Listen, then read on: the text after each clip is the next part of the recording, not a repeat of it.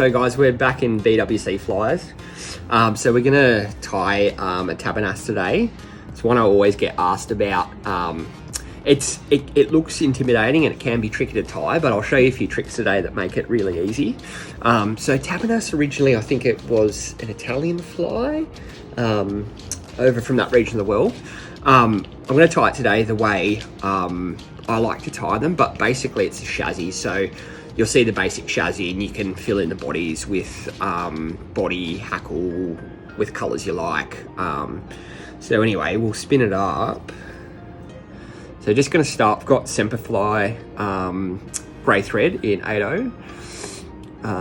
So we'll get that thread started. Just going to work it back a bit. Pop that tag. All right, so our post we're going to do out of just like a pink poly yarn. So I'm just going to cut a section of that off. So there it is there. So we'll work that thread back to where we want that post to sit in. So I'm just going to give it a spin so my loop's tail backwards. So we sort of want it quite close to the front. So we've probably got 3 millish there off the front. Let's pull out that loose fibre there. So you can sort of put a couple of wraps on to bind it, and then you can actually just pick up the two sides and you can just really maneuver it to where you want it to be. So that's probably about right there. So we'll start wrapping our posts. So I've gone a couple through the center there. I'm just going to go a couple in front and behind. Then we're basically going to start wrapping our post up. So this can be a tricky part of it. I like to get a few wraps down the bottom early, and then I'll just pull them tight and we'll start trying to get that base nice and stiff. Once we do, we can work our way up the post. Like so. So we probably want that post to be maybe 5 mil. You'll see later, but where the wing gets tied in here, it can get a bit bulky behind. So we probably need a bit more post than, say, if you're tying like a parachute Adams. It's probably happy-ish about there. So we'll just work back down that, wrap it all in nicely. So a good trick for beginners, once we've got that post built. So I'm just going to take some of the Solar Res hard setting resin. What I'm actually going to do is paint that post with it and a little bit around the wraps, like so. And that's just going to make that post really stiff.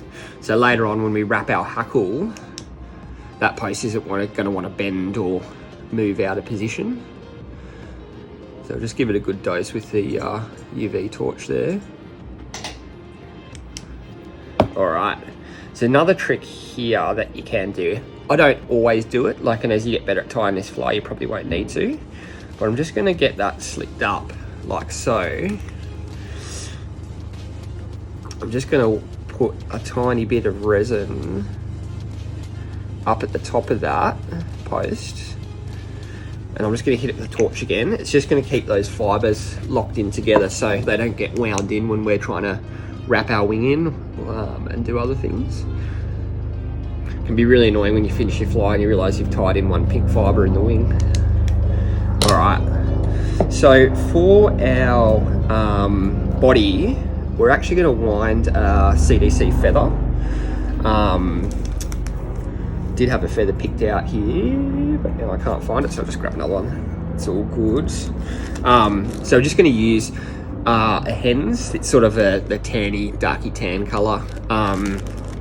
You can, like I said, with his body, you can do the body wing colour out of whatever you like, whatever you want it to be. Like you do, green body is very popular. With the CDC body as well, you don't have to do out of CDC. Like I know a lot of people will use Hares Ear for the whole body, but you'll see I really like the CDC body. So Mark Peterson, very famous European fly tyer, worked a lot, pioneered the use of CDC. He does a lot of his bodies like this. You'll see when it's wound, has a really nice buggy look, and the stem of the feather actually creates a really nice body segmentation as well. So rather than having to rib it, you get a very natural looking body segmentation out of it. Segmentation, I should say. So we'll just wind that back to the top. So I'm gonna grab our Hackle pliers, CNF design.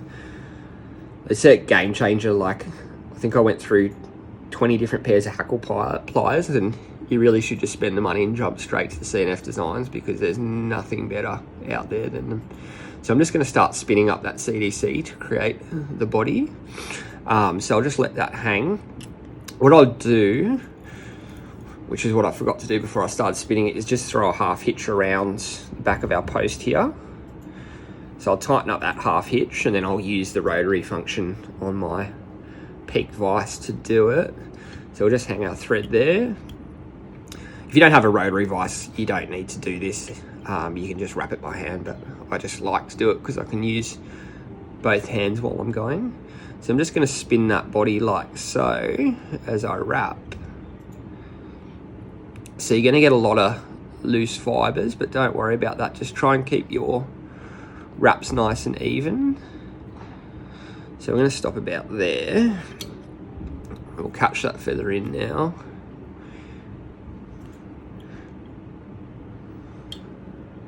So now that feather's caught in.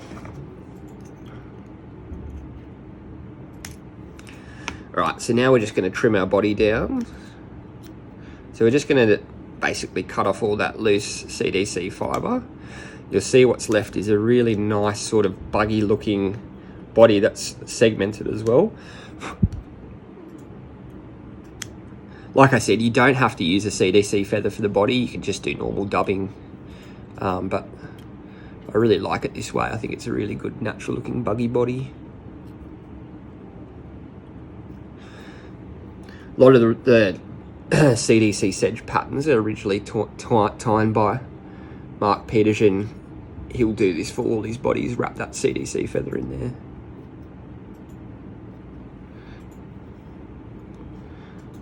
So just take your time and get it nice and trimmed. So I don't know if you'll be able to see that on camera, but you've got a very buggy looking body there with a nice segmentation that winds through it as well. So you'll see it more once that fly gets wet. You really see that segmentation through it. Anyway, so we'll tie our wing in now. So we'll just get our thread back to where we want that wing tied in. So using rose deer hair, so Comparadan patch or rose deer hair patch. I like a nice fine fibre in deer hair.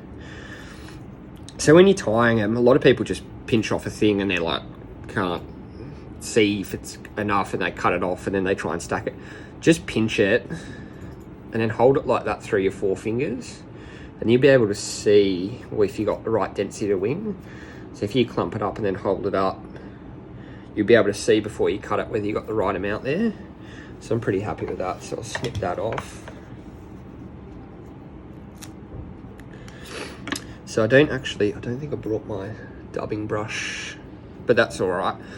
Normally you just put your dubbing brush in there and pull out any of that fine underfur, but I'll just do it with my fingers carefully. All right, so we'll whack it in our trusty stacker.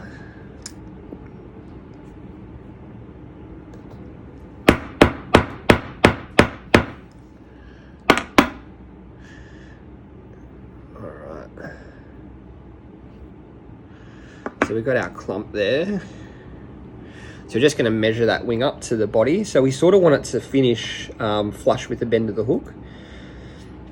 So I've sort of got that pretty good how I want it. So I'm just going to transfer it to my fingers. Knock the waste off. Now I'm just going to give my bobbin a good spin. So we get that thread tracking backwards. So I'm going to whack 2 wraps on there loosely like that. Then I'm going to start to cinch it down. Now, because unlike a deer hair caddis where the fronts of the fibers form the heads, this one's going to get covered up so you can wrap through all the fibers and really get it buried down there nice. So there we go, got our wing on now. So what I'm going to start doing is building the thorax out. So we've got our CDC body there. So I'm just going to pluck a bit of hare's ear. I'm going to pull it. I like mine. I mean, like again, you can play with the colours as you want, but I like to take some of the darker stuff from up here to sort of build a bit of a darker thorax on them.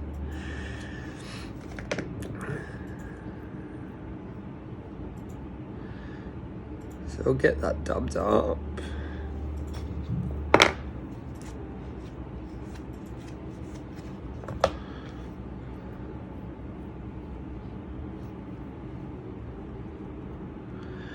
So just going to start to build that thorax behind the head there. I just check it from underneath as well to make sure I haven't left any bare thread. All right, so we're going to tie in our hackle fibre now. So that's what I'm using today. Again, you can, tie it with whatever hackle colour you want to represent the caddis in your area. So I'm going to tie that in at the front first. I'm just going to give my thread a spin. So I'll show you on this side, sort of we tie it in from the front, but we basically want to line it up so as it comes up the post, that hackle is going to finish, the bare stem is going to finish right at the top there. So it's hackle as soon as we start winding down. So I'll tie that in. Pretty happy with it there. So before I wrap up the post, I'm going to do another trick which makes this fly a lot easier. So what I've got is some 0.015 lead wire. So I'm just going to pinch that off like that. Basically what I'm going to do is I'm going to just make a single wrap around the thorax there, like so, with the lead wire. And then I'm going to slide that lead wire back over the body, like so. And what that's doing now is squashing that wing down. So when I wrap my hackle and wrap up the post, it doesn't get stuck on that wing fibre. So we'll start to build it up the post now, like so. All right, so we'll just clip our bit of waste off here.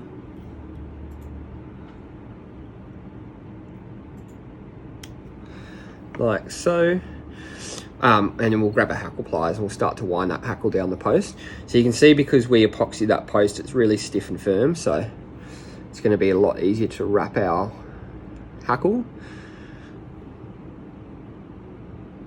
With the hackle, you can go a bit oversized on the hackle. It's not super important to get it right to a 12, like what we're tying today.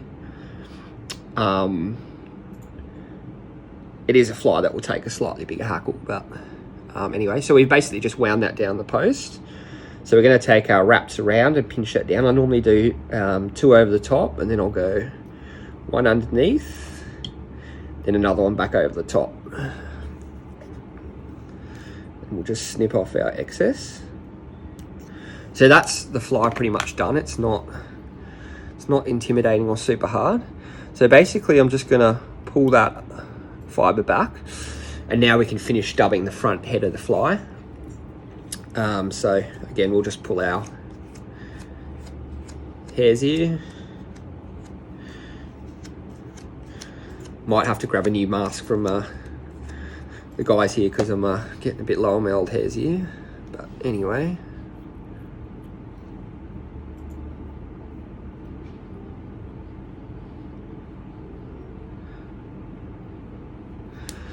So they've got that tiny little noodle there. You don't want to overdo it here, because if you do, you're going to crowd the eye. So just got a little noodle on. I'm just going to...